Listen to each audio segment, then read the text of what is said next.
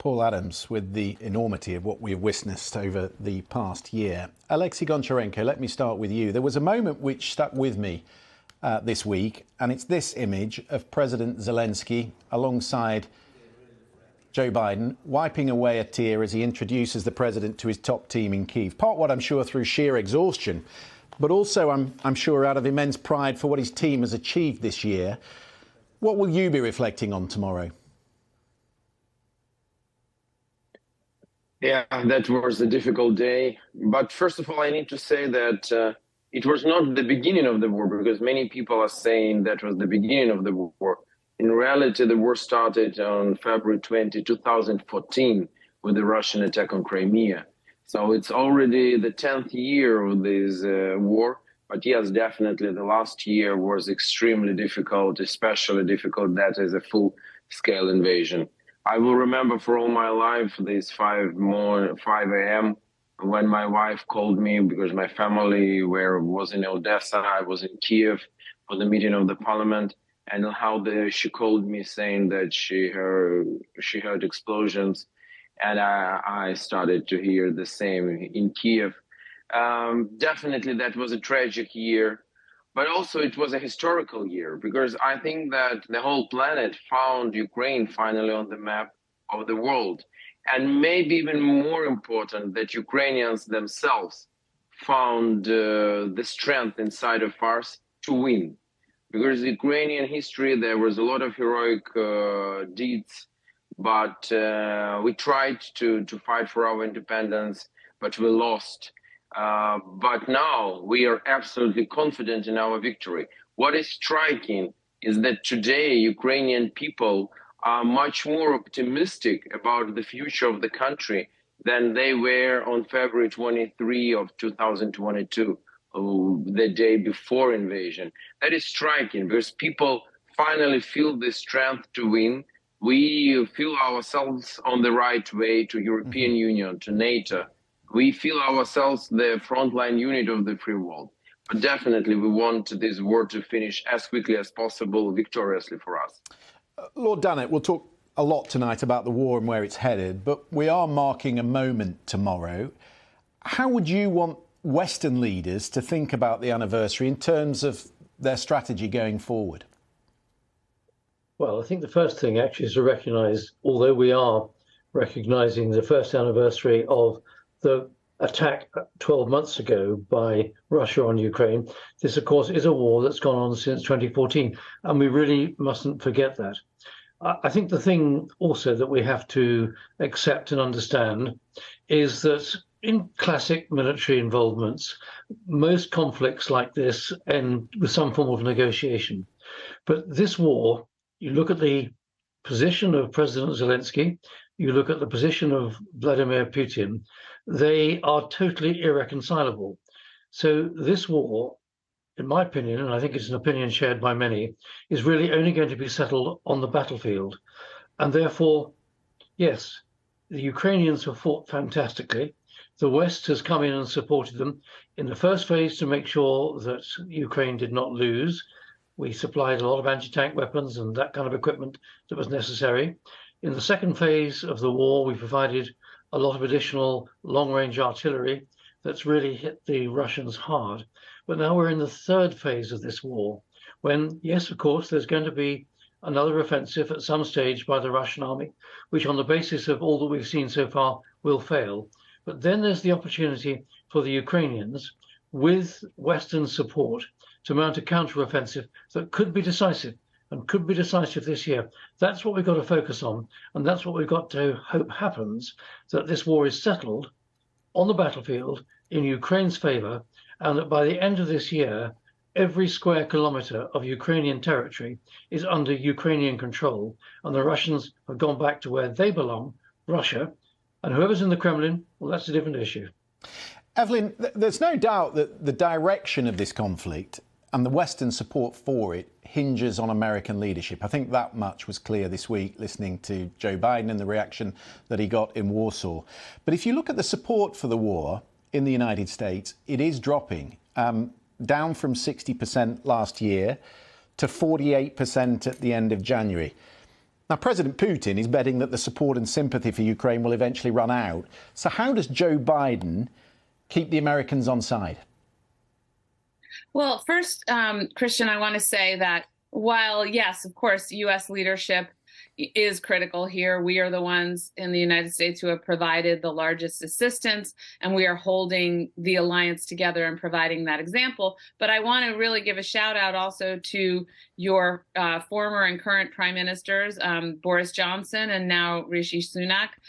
They are, in the lead as well, certainly on the European stage, doing everything they can to help us. So help us, all of us together, to help Ukraine. So I just want to make that point because the United Kingdom has really been in the forefront as well. How do we keep it together? Well, look, there are some elements of our public here, our political public, our political, set here on the far right who are trying to make this a matter where it's a litmus test of loyalty to the party. These are really just few in number, these members of Congress, and then other, late night television hosts, et cetera.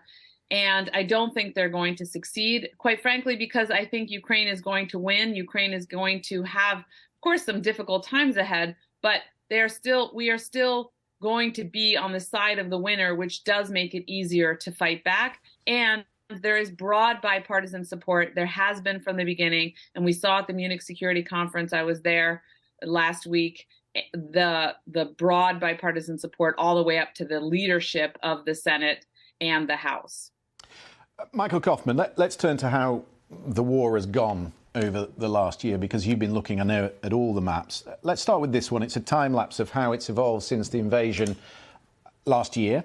And as it unfolds, you'll see just how quickly the Russian war aims shift from Kyiv to those eastern oblasts. So from Russia's perspective, Michael, what would success look like now? Sure. So I think Russia's minimal war aims right now remain focused on trying to control what territory they've occupied and then seizing the rest of the Donbass. The Donbass remains kind of a minimal war aim, but that's naturally not the extent of it. I think the initial Russian invasion was meant to be a decapitation attack, an effort at regime change and occupation of a large part of Ukrainian territory. That failed abysmally in the early days and in those pivotal first several weeks. That said, I think the ultimate Russian war aim still remains they cannot control Ukraine to try to destroy Ukraine's viability as a state. And if they could have the opportunity to rearm, if there was, say, some sort of contrived armistice imposed, it would allow the Russian military to rebuild, then continue prosecuting a campaign in the east, and then maybe attempt a secondary campaign along the southern coast. Let's have a quick look at the map of the southeast of Ukraine, because we're focusing at the moment, Michael, on the town of Volodar, where the Russians are taking some of the heaviest casualties. What is it about that particular town that is so significant to the Russians? Okay, so Russian military actually launched a winter offensive starting in late January, in the last week of January, beginning of Volodar. And what involves around 5 to 6 different axes of attack all around the Donbass, running from southern Donetsk, which is where kind of Volodar is, all the way up to Luhansk. And so you see a series of attacks from naval infantry trying to capture Volodar. It's a pivotal town, all the way to Marinka, Avdiivka, the fighting that's taking place at Bakhmut right now, that's still pretty fierce, and the fighting ranging north along the Svatova-Kreminna line, where Russian units have been attacking Ukrainian positions at Kreminna, and further north as well towards Kupiansk. The reality is that this is the spring offensive. It just happens to be the winter offensive that was launched much earlier. And so far, it's rather underwhelming, although I believe that it's likely going to intensify in the coming days. The truth is that the Russian military just doesn't have the force quality, doesn't quite have the ammunition, and has a lot of limitations. So while it's able to perhaps offer some sort of a stubborn defense, its offensive potential is quite limited, as has been on display over the past months so far. Oleksiy Goncharenko, what do you know about the spring offensive? If it is underway, how much of that 300,000 Russian troops that were mobilized has been deployed into the field? It is on the way, and that is a kind of a First World War trench style offensive where the Russian gains, they have some gains, but they're very limited. It's about meters, not even miles. It's just meters. And the only advantage they have, yes, this is a manpower. unlimited like they consider it, and also they don't count people. They're using people as a cannon fodder. So that is a very Russian Soviet style of offensive. I can't tell you the exact number what they're using now, but what I can tell you for sure, I spent this Christmas, I met this Christmas near Bakhmut with our troops, and what I saw there, the fields full of bodies of Russian soldiers and officers, probably it's hard to believe what you see, because that is something which I saw only in the films about the First World War, just full of the bodies. Their casualties, it counts in thousands and thousands. That's how Russia try to go ahead. Evelyn, a lot of the focus this week has been on what we're supplying to Ukraine. There is an op-ed in the Wall Street Journal today that Boris Johnson and the Republican Senator Lindsey Graham have written, which essentially says stop messing about and get them what they need. I want you to listen to Adam Smith, the ranking member of the Armed Services Committee, who spoke to us on Tuesday on this programme. And this is his response to the demand for more arms. If you're saying it would be better if we could get more weapons more quickly to Ukraine, then absolutely. If you're saying that there's any sort of intent here to like sort of, slow walk it so that Ukraine, only holds off Russia but doesn't win, that's not the case. Now, the challenge we have is these sophisticated weapons, the artillery and various other weapon systems. We were not manufacturing them in the quantity necessary to sustain a full-on conflict like this. I forget the statistics, but it's a fairly staggering number in terms of the amount of ammo that Ukraine goes through on a daily and weekly basis. We're on a war footing, Evelyn, but we haven't sent a signal to the manufacturers on military procurement. Why not? Well, Christian, I understand what the congressman's saying. He's right. And we're actually not on a war footing. If we were on a war footing, then our industry would also be on a war footing, and it's not. We are fighting this war indirectly. Of course, we support Ukraine, and we will support Ukraine as much as we can, but we have not put our industry on a war footing. And of course, we haven't put our whole of society on a war footing, although we are trying as much as possible, even small nonprofits such as the McCain Institute, which I run, we are trying to support Ukraine. So the problem is that our manufacturers work slowly. Our procurement process is slow. In the early phases, certainly in 2014 when I was in the Pentagon, and even with the newer decisions that have been made, oftentimes we went first to our inventory and we gave the Ukrainians out of US and European stocks. Now we need to get things manufactured, and that's why things are slower. And we need to start thinking about this in the long term, Lord Dannett. Have a listen to Ben Willis, the Defence Minister, who was talking to LBC this morning. We are sitting here 12 months in, and 188,000, actually more now, Russian soldiers are dead or injured as a result of this catastrophic miscalculation and aggression by President Putin. And when someone's crossed the line that think it's okay to do that to your own people and is running effectively a meat grinder for an army, I think he's not going to stop. The concern I've heard expressed, Lord Dannett, and you will know this better than anyone, is that we are busy hollowing out our own stockpiles without significantly increasing the spend to backfill. How concerned are you by that, and what do you want to hear from the Prime Minister when it comes to the spring budget? Well, I want to hear a lot of positivity. I mean, Ben Wallace is absolutely right that we are supporting as much as we possibly can. We're using up, and probably have used up, most of our available war stocks. But the point is, and I think the same in America, the same in the United Kingdom and elsewhere, if industry thinks that there is a real desire to place orders and there is money to pay the invoices for those orders, they will gear up pretty quickly to produce the arms and ammunition that is required. And that exactly is where we have to be. Russia has been talked about over the last 10, 15 years as a resurgent threat. It is not a threat, it's an actuality. It's a real problem now. This is a war that Ukraine is fighting, a very bloody war that Ukraine is fighting on all our behalves. So we absolutely have to support Ukraine to the maximum. And that means that The United Kingdom Treasury, other countries' treasuries have got to put much more money into their defense budgets. Those defense budgets have got to be able to put money into defense industry to produce the arms and ammunition that's required. NATO soldiers are not going to be fighting this war. Ukrainian soldiers are, and we've absolutely got to provide them with what they need, and they need it in huge quantities because it's used up on a huge quantity basis. But it wasn't that long ago, Lord Dannett, we were talking about high-tech warfare, cyber warfare, smaller, more nimble forces.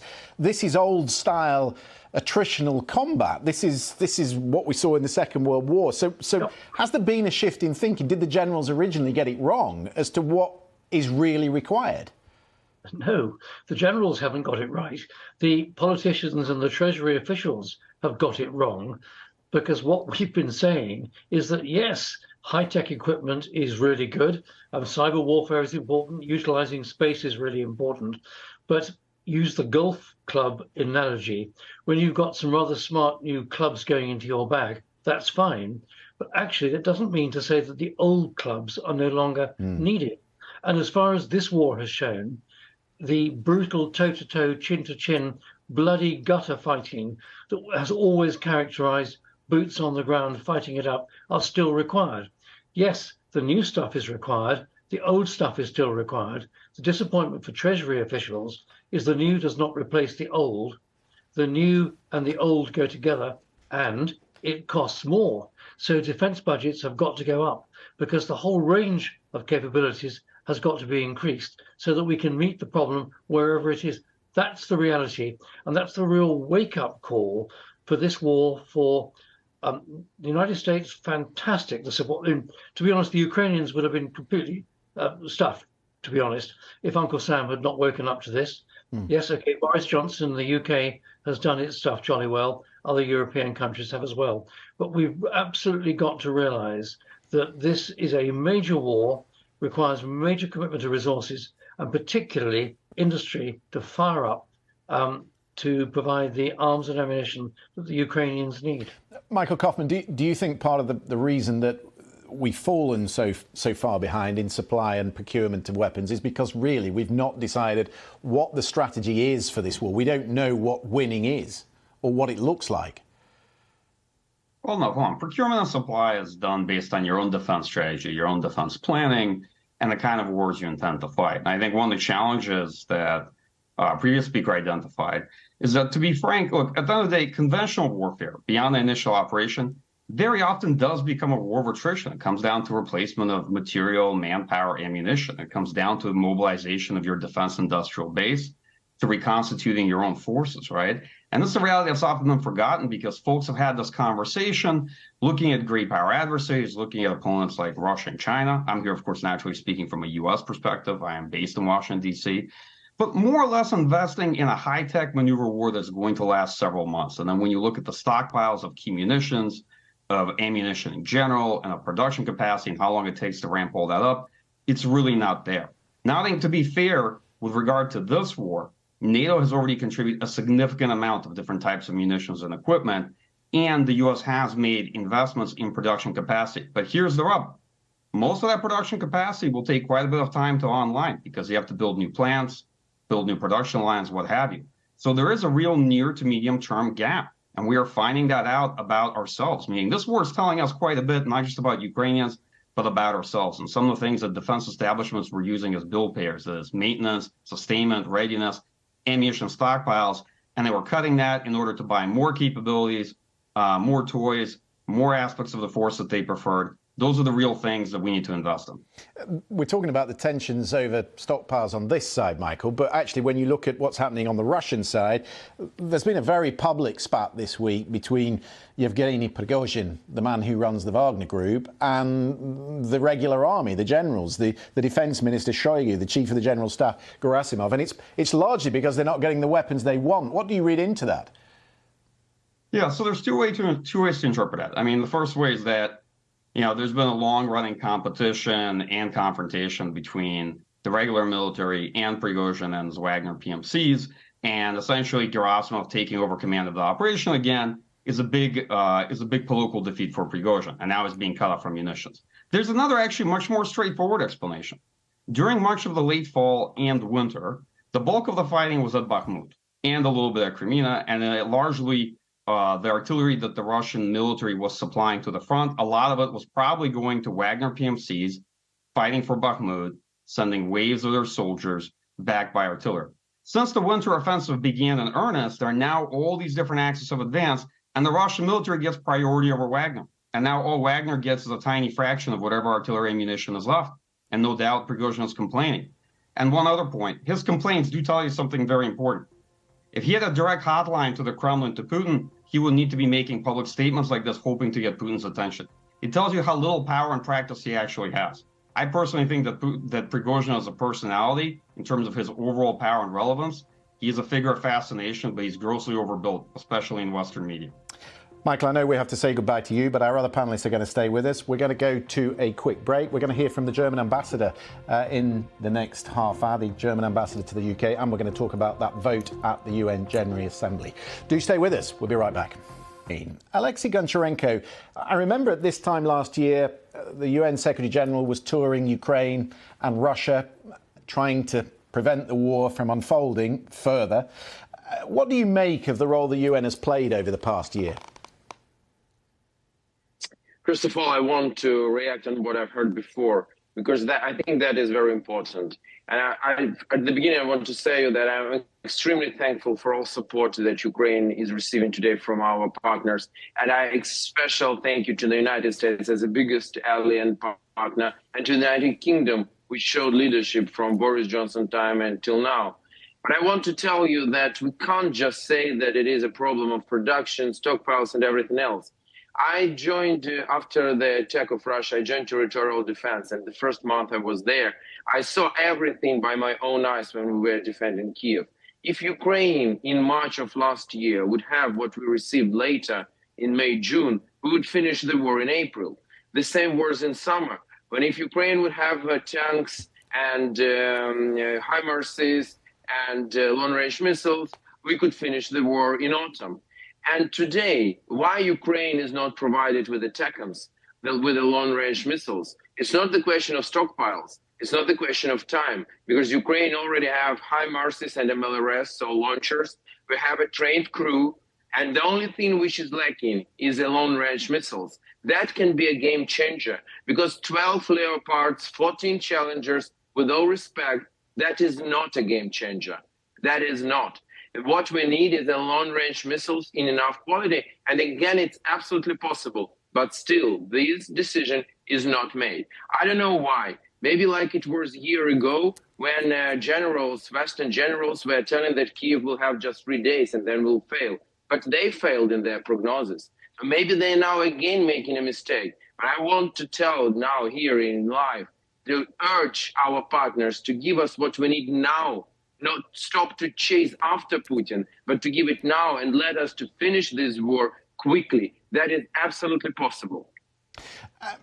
Alex, Evelyn, coming on this, because I don't want to go back entirely to procurement, but I want to set it in the context of what has gone on today at the UN, because it seems to me we've got a vote, 141 countries condemning the war, but the coalition that's standing against Russia doesn't involve some of the biggest parties. So India, for instance, is still trading with Russia. Its trade with Russia went up 400% in the last year. We've got South Africa, who this week are holding war games with Russia.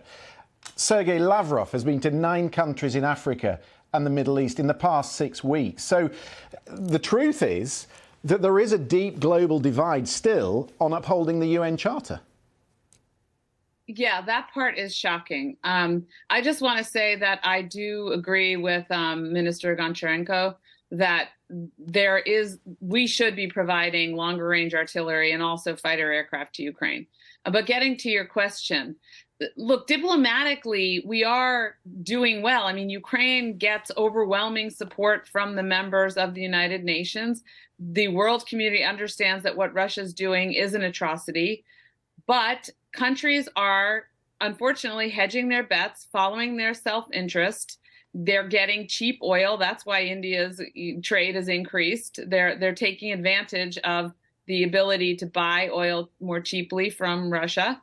But I think that they underestimate the danger to themselves, frankly, and to the international order. And I also think this is an area where our government, the United States government, and our collective governments, so the United Kingdom, European governments across the board, can and should be doing a better job explaining to what we now refer to as the global South, so countries that were under colonial rule, imperial rule in the past, that what Russia's trying to do right now is actually to, create a new empire and to, rule like an imperial despot from Moscow over the Ukrainian people, erasing their borders and erasing their ethnicity. And that should resonate with leaders in Africa and with the people in Africa and in Latin America and in other places around the world.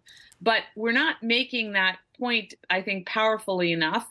And somehow Vladimir Putin's propaganda is achieving greater sway with some of these countries and their publics, certainly when it comes to who's to blame for the cost of grain and fuel. They're not listening, Lord Dannett, and I wonder if that is the price of the US withdrawing in recent years, turning inwards as China and Russia filled the void. Well, I'm afraid there's an element of that. The United States is, and for a long time has been, the world's one superpower. But if that superpower doesn't exercise the leadership that is needed to enforce and to oversee the international rules-based organization which has developed since the Second World War, then we have a problem. I don't want to criticize the United States unduly because, frankly, as I said earlier in this conversation, the United States support, which is huge and 10 times the support of, frankly, all that Europe is putting in, is a real game changer. But there is a big issue here, and it is a sadness and it's a failure that certainly African countries and India and, well, China's a separate issue, don't really appreciate and understand that Russia, in attacking Ukraine, that Russia is attacking a sovereign country which has the absolute right to exist, and that is being violated. And if this is an intention or a chance to, on the Russian side, to start to expand the Russian empire, this is wrong, and it's got to be shown to be wrong, and that sovereign countries have a right to exist and run their own sovereign territory. That's a message which we've got to get out much more clearly. It's a big diplomatic message, and of course it's one of those things, along with the economic side of this, and particularly, and we've talked about this in the early part of the conversation, the military side of this, which has got to be got right in order to make sure that Russia is defeated in Ukraine, and the principle of a sovereign country controlling every square kilometre of its own territory is upheld. That's really important. Self-determination is a really important principle that's come out of what was the Western post-colonial situation. It's a really good point. Let's bring in the German ambassador to the United Kingdom, who has joined us, Miguel Berger. Good evening, Ambassador. It's good to have you alongside. I wonder, I don't know if you heard some of the conversation, but I'd like you to respond to what Oleksiy Goncharenko has been saying in the last few minutes. He's saying, give us the ATACMS now, give us the longer range missiles, give us the aircraft, we can finish the job. Why are we stalling? My feeling is that as Western community, we have done a lot. We have given together, United Kingdom, the US, Germany, other countries, Ukraine, the necessary armament. If you think about the howitzers, the multiple rocket launchers, now Germany is building up a coalition of countries in order to deliver combat tanks, the world's best combat tanks. And we want to build up 2 tank battalions for Ukraine.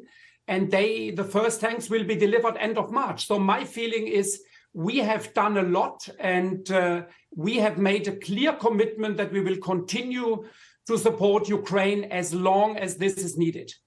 And yet today, the Chancellor said the delivery of fighter jets to Ukraine currently makes no sense. Why does Olaf Scholz feel that? Is he wary of public opinion? Is he wary of further antagonising Russia? Because currently we are training Ukrainian pilots. It's a bit of a head scratcher that we're training pilots if we haven't yet made a decision to send the F-16s. Absolutely. And I have not heard Ben Wallace saying that the F-16 will be sent. So I think, before we jump to the next issue, let us first do the right thing on the combat tanks. And that means right now, focus on building up these battalions. We should not forget how difficult it will be to maintain logistics, enough ammunition, the whole maintenance of all the Western armament we have sent. This is a huge task. And let's focus on this before we start the discussion now on the F-16. And then the next discussion will be about submarines. So let's do what is necessary right now. One other thing that we have to focus on is cutting off the supply line of money to the Russian Federation. And of course, that means petrochemicals. The German economy minister said today that his country could survive entirely without those Russian supplies. Industry is not using Russian gas. That's an extraordinary shift in just a year. So why is there not a Europe-wide ban? Yeah, no, you are absolutely right. I mean, we managed to get down from 55% Russian gas, 35% of Russian oil and coal, down to zero till the end of last year. That came obviously at a high price because we had to buy LNG at the international market. But, there is another success story which is not really reported. And this is the G7 price cap on oil and oil products, which means that Russia is losing every day between 160 and 200 million euros. This is working fine, and Russia is feeling and will feel during this year much more the pressure of sanctions. President Biden was centre stage this week. He was the man sitting at the head of the table with the Bucharest Nine. And a lot of people made the comment that this was a 1963 moment, JFK in Berlin, ich bin ein Berliner. He's very much an Atlanticist. But I just wonder whether this has been a humbling experience for Europe the last year, because it wasn't so long ago that France and Germany were talking about strategic autonomy. And yet here we are, Europe's defence fully dependent on an American president. No, you're right. And I must say we are extremely grateful, all of us, for the extraordinary leadership the United States has shown in this conflict. And so the cooperation within NATO, within G7 has been really remarkable and much better than Putin and all his cronies thought at the beginning of the war. Strategic autonomy is maybe a misunderstood and misrepresented concept. It's about strengthening Europe's capacity within NATO. Germany has always said that what we want is that we take more responsibility in our immediate neighborhood, but strengthening the European pillar of NATO. It has nothing to do with double structures or other ideas. So this is the concept the German government has always been keen on. To that end, the German Chancellor has spoken recently of Zeitenwende, a historic change in attitude and approach to defence in Germany. But tomorrow, Saturday and Sunday, there will be huge protests in Germany. A peace charter has been signed. Does that undermine Olaf Scholz, and is he concerned that public opinion in Germany is shifting against him? I mean, all our governments have to watch public opinion, but I can tell you that the latest polls just some days ago showed that 72% of Germans, despite cost of living crisis, high energy prices, think that the support for Ukraine is the right thing to do or should even be increased. Yes, there is this document, there will be people out on the street, but this is not supported by any of the main parties of the government or of the opposition in Germany. Just a final one before I let you go. Your government is still keeping open a line of communication with Moscow. Yes. For what purpose? For a moment when talking might be possible? Yes, absolutely. So there are two reasons for that. Number one is obviously we have to avoid any kind of confrontation directly between Russia and NATO.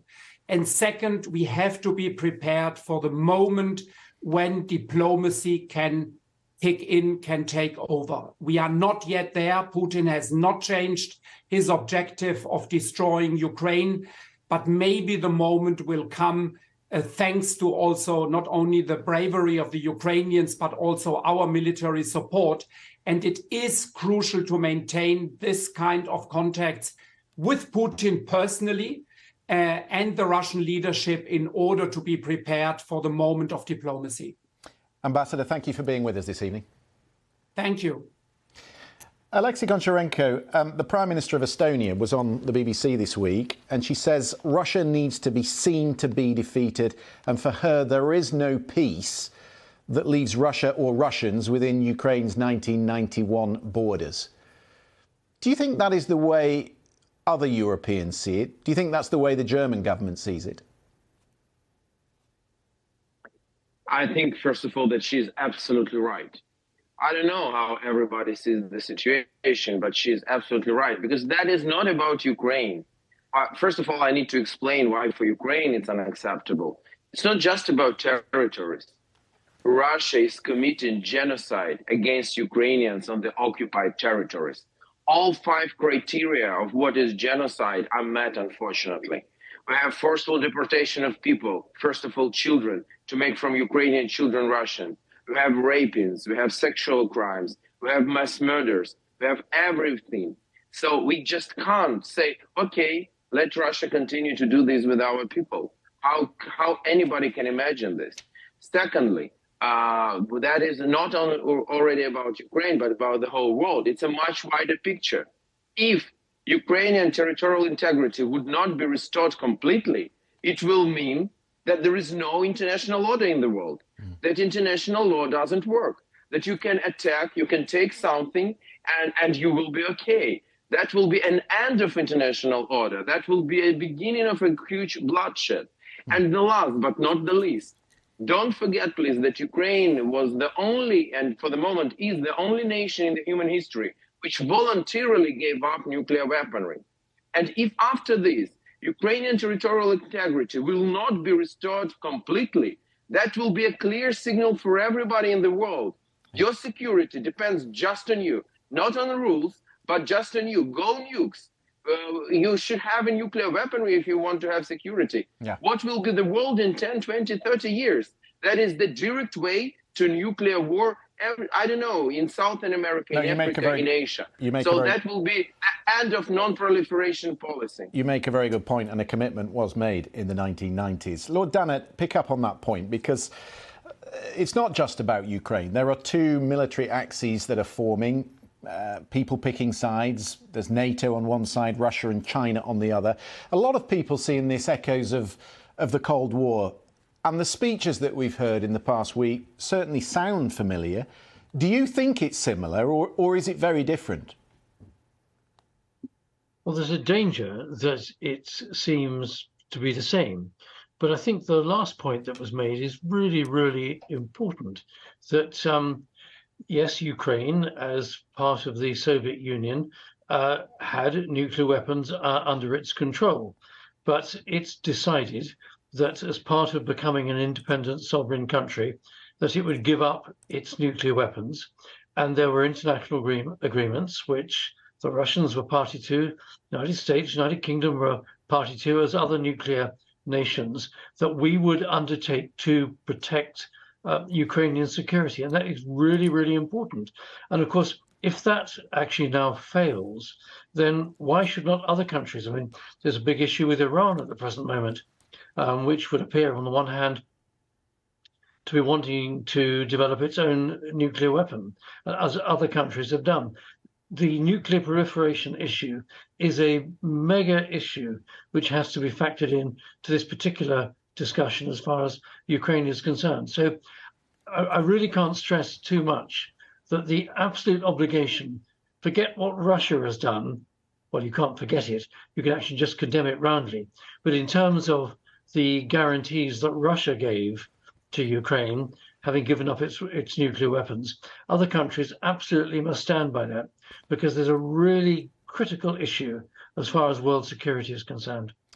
Evelyn, what about Xi Jinping? Because clearly the White House has grave concerns at the moment that China is about to start supplying lethal aid to Russia.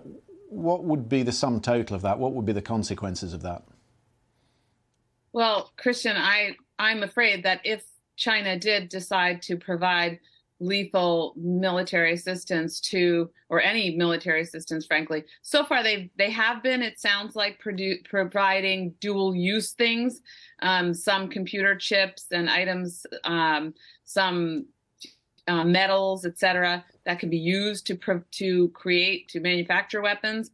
But if they actually provided weaponry, then they would come under sanctions. Then unfortunately, what you would see is really a greater stress on the international order economically, greater danger that the war would spread. And I think I do have to go back to, what the Lord said essentially earlier. This is actually not like the Cold War, and there's a real danger that the war will spread, that the economic damage will spread. The good news is that President Xi can see the risk. While he wants to support Russia, and he likes the fact that Russia is weakening the democracies, weakening the United States, distracting us, and frankly, that Russia is weakening itself, the Chinese government does not want to see Russia defeated completely. The Chinese government wants Russia to come out somehow not completely defeated and not completely weakened, but not completely defeated. So it's walking a very fine line here. And if they go beyond where they are right now, the repercussions for all of us will be quite bad. We're almost at the end of the programme, but Oleksiy, I obviously want to give you a final word, because you're out there marking one anniversary tomorrow. I know it's not the start of the war, a year ago today or tomorrow, but talk to me a little bit about the anxiety that is there in Ukraine, because obviously things have been building to a crescendo this week. Are people concerned that across the country that tomorrow there may be another Russian bombardment?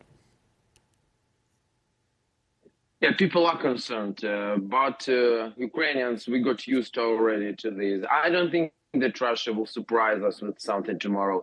Probably new missile attacks, probably new killed civilians. Unfortunately, that is a disaster, but that became our reality. So the most important for Ukrainians is to finish this war quickly, because, we are paying the huge price for every day. Our best people are there on the front line and they're killed. The country is devastated. If the conflict will run for years ahead, and even after our victory, that can be a Pyrrhic victory. If the country is devastated and Putin would succeed in just wiping out a 40 million population nation from the middle of Europe, what will be a signal to the whole world? That's why I urged about this military supply. We can finish this job quickly. We should do this. And also the whole world is suffering. Food crisis and inflation, energy prices, refugee crisis, all of them worsening every day with the continuation of this war. So we need to finish it. But I want to finish with a very optimistic words. Last year showed that freedom and democracy is stronger than any tyranny. That is the main lesson. And let us be strong enough. Let us believe in these values. Let us be really fans of these values. And we will build a better world for all of us. Oleksiy Goncharenko.